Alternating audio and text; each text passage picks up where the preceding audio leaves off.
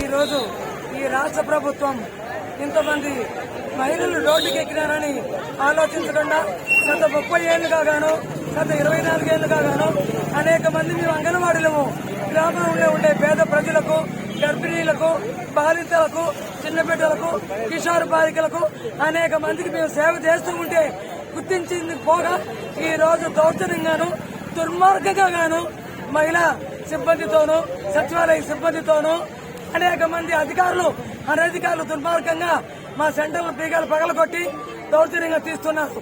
ఈ రాష్ట్ర ప్రభుత్వం సచివాలయ సిబ్బందికి ఏం నేర్పిస్తుంది? దొంగతనం నేర్పిస్తోంది. ఇదేనా సందేశం? ఒక మహిళా పోలీస్ అయి ఉండి బాల్య వివాహాలు రద్దు చేసే పోలీసు ఏఎన్ఐ అయి ఉండి ఇమ్యూనైజేషన్ చేసి పిల్లలను గర్భవతులు కాపాడేది పోలీసి ఈ రోజు అంగన్వాడీ సెంటర్లకు వచ్చి దౌర్జన్యంగా బీగాలు పగలగొట్టి అంగన్వాడీ సెంటర్లు ఎలా దొంగతనం చేయాలని ఈ రాష్ట్ర ప్రభుత్వం తెలియజేస్తుంది. సిగ్గుచేటు ఈ రాష్ట్ర ప్రభుత్వానికి. జగన్మోహన్ రెడ్డి గారికి ఒకటే చెప్తున్నాను, పాదయాత్ర అప్పుడు ఒక మాట ఇచ్చారు మీరు, పక్కనే ఉండే రాష్ట్ర తెలంగాణ కన్నా ఒక 1000 రూపాయల కష్టా ఇస్తానన్నారు. అలా ఈ కన్నా పోంగా అనేక మంది వర్కర్లు ఇబ్బంది పెడుతూ అనేక యాపులు చేస్తూ అనేక రికార్డు రాయమంటూ అనేక అధికారులను రోజొక మినిస్టర్ను మారుస్తారు, రోజొక కమిషనర్ను మారుస్తారు. అనేక రకాలుగా ఇబ్బంది పెట్టడమే కాకుండా మహిళలందరినీ ఈ రోజు రోడ్డు ఎక్కేడుగా చేశాడు. గత ప్రభుత్వంలో ఇదే విధంగా అంగన్వాడీలు రోడ్డు ఎక్కించిన ప్రభుత్వాలను నామరూపాలు లేకుండా చేశాం. ఆ గతిని నీకు పుట్టకూడదు జగన్మోహన్ రెడ్డి సీఎం గారు. కాబట్టి దయవంచి మా కోరికలను మన్నించి ఈ రోజు పక్క రాష్ట్రంలో ఉన్న సీతక్క సంతకం పెట్టిన 5 నిమిషానికి అంగన్వాడీలకు 18,000, మినీ వేలకు 15,800 రూపాయలు పెంచింది. మన రాష్ట్రంలో ఉషాచరణలు ఉన్నారు. పక్క రాష్ట్రంలో ఏం జరుగుతోంది? ఉషాచరణ గారికి తెలియదా? సిగ్గుచాటుగా లేదా? కాబట్టి ఒకటే చెప్తున్నాం, గతంలో జరిగిన ప్రభుత్వాలకు ఎంత నాశనం అయిపోయినాయో అంత ఘోరంగా ఈ ప్రభుత్వం పక్కన ఉండాలంటే వెంటనే స్పందించాలి, చర్చలకు పిలిచాలి. కనీస వేతనం 26,000 ఇవ్వాలి. ప్రభుత్వ ఉద్యోగులు గుర్తించాలి.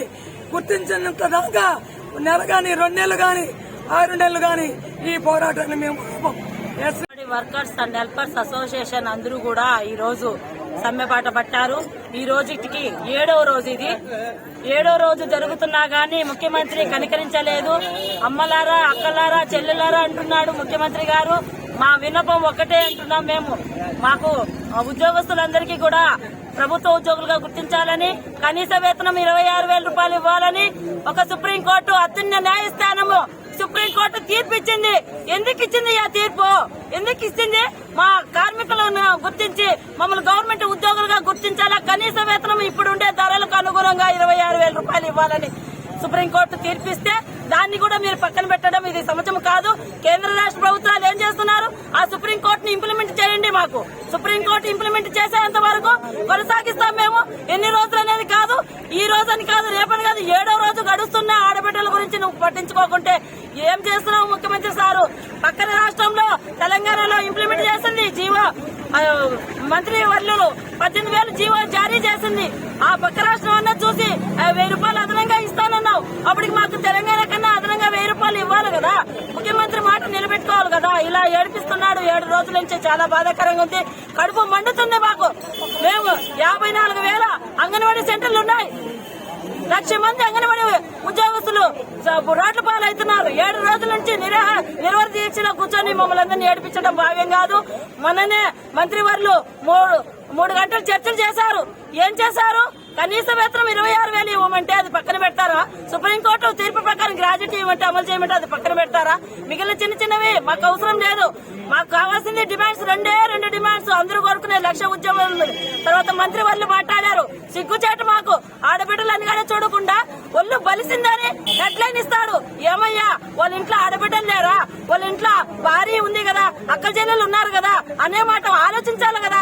ఆడబిడ్డలను అట్లా మాట్లాడచ్చా? ఇది సిగ్గుచేట. ఆడపిల్లలు ఉద్యోగులకి ఎంత 1,00,000 మంది ఉద్యోగులు అవమానపడినట్టే కదా. అలా అనడం సరైనది కాదు. ఎమ్మెల్యేలు గాని ఎంపీలు గాని మన మంత్రి వారికి వినతి పత్రం ఇచ్చామని ఆ రాష్ట్ర నాయకురాలు వెళ్తే మన మంత్రి వాళ్ళు ఏమన్నారంటే పెళ్లి పత్రిక ఇస్తున్నావా అంటాడు. అది అవమానకరం కదా. ఇలా మాట్లాడడం కరెక్ట్ కాదు.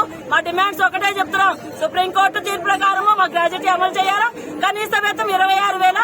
ఈయన పక్షంలో మేము నెలైనా కూర్చుంటాం, 2 నెలలైనా కూర్చుంటాం. మేమందరం నిరవధిక సమ్మె చేస్తా ఉన్నారు.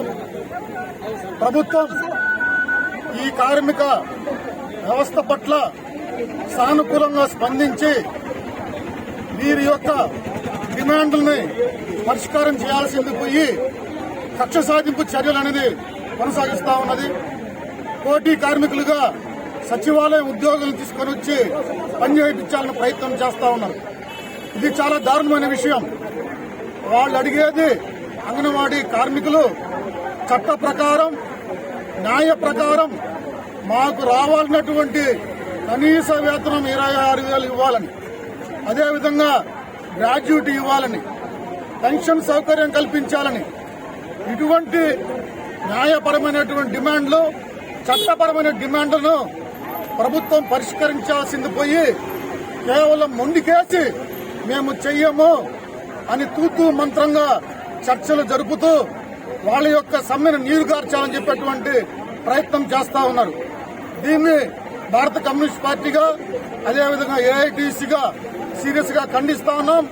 ఇప్పటికైనా ప్రభుత్వం దిగొచ్చి వాళ్ళ యొక్క సమస్యల్ని పరిష్కారం చేయకపోతే ఒక సామాజిక ఉద్యమంగా దీన్ని పెంచి మొత్తం ప్రజలందరినీ కూడా దీంట్లో భాగస్వామ్యం చేస్తామని ఈ సందర్భంగా ప్రభుత్వాన్ని హెచ్చరిక చేస్తాం.